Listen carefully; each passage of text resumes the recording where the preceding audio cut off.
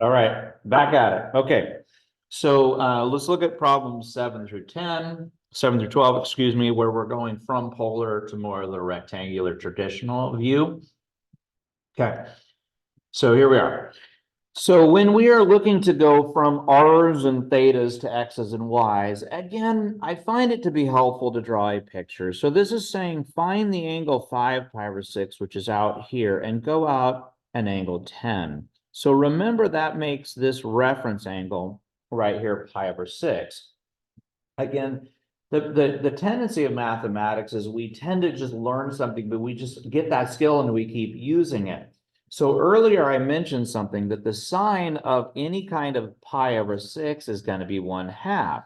And that's what we have right here. This is a pi over 6. So the sines ratio should be 1/2. And then if that's 10 and 5, it should really jump out at us that that's some kind of a 5 roots of 3.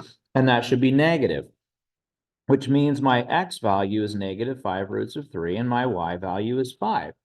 But the nice thing is again, you could check all that information, because if I have done that right, R cosine theta, making sure that I am in radian mode, which I was not, that should be negative 8.66. And you could check that it is.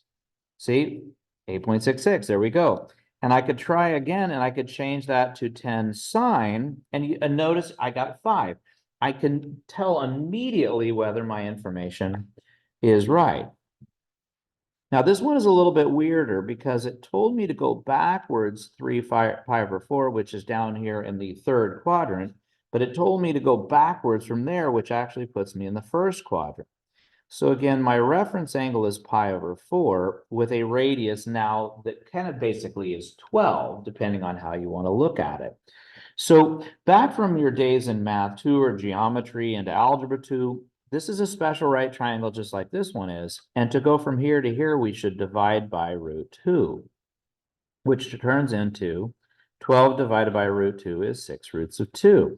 Now, again, if you are not certain that you have done that right, keep in mind you could just try it. Negative 3 pi over 4. And my answer was 6 roots of 2. And let's see, is this exactly 6 roots of 2? And then you could do the same thing and try negative 12 sine of 3 pi over 4.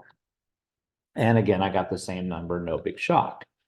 Now, in a contrast, that is 100% what I have to do, because X is R cosine theta and Y is R sine theta here. And I have literally no choice but to type and just see what happens. So 10 roots of 2 is my radius. I've got the cosine of 9 pi over 11. And please remember, this is in radians, not because there's a pi there. It's radians because I don't have a degree sign there. So just checking my mode, but I got an X value of negative 11.897. And I can change that to a sine, and 7.646 would be my Y value. There's really nothing more that I can do with that. Now, when it comes to equations, those are a little harder for people. And as it turns out, numbers 11 and 12 are the easy problems. Number 10 is actually the hardest one. And this is one I want to make sure that I spend some time on.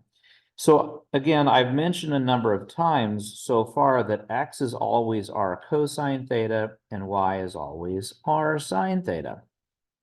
The issue is you can't just say sine, it needs an R attached to that, but right here I don't have an R. So I needed to have one. So I'm going to multiply both sides by R. And that leaves me with, this is now negative 12y, and this side, x squared is, r squared is x squared plus y squared. Now, in our current unit, we know that x squared plus y squared, that's an equation of a circle, and we should know that. But we need to get this into the right format. So we're going to bring the 12y to the other side, and then we're going to complete the square. So don't forget that every time you complete the square, you take this number right here and you cut it in half and you square it. So half of 12 is 6, squared is 36. And now I have a nice simple form. It's x squared. This portion right here is y plus 6 squared and that's 36.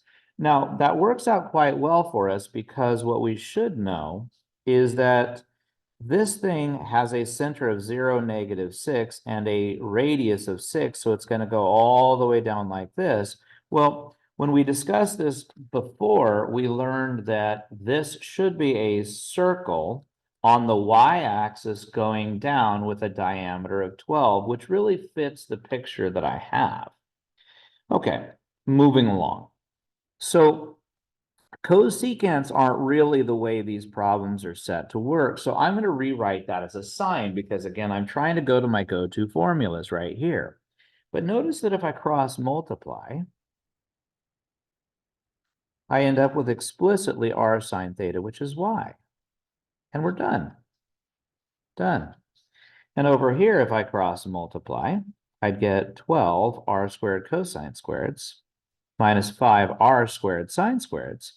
This is a partner problem to question number 5 from above. It's just a slightly different version of the same problem. Because if r cosine theta is x, then that's x squared. And if r sine theta is y, then that's y squared.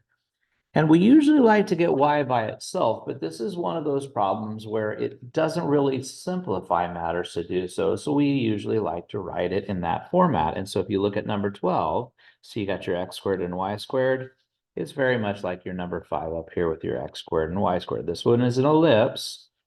This one right here is called a hyperbola. And so that would be the end up to number 12. All right. See you back in class later. Bye-bye.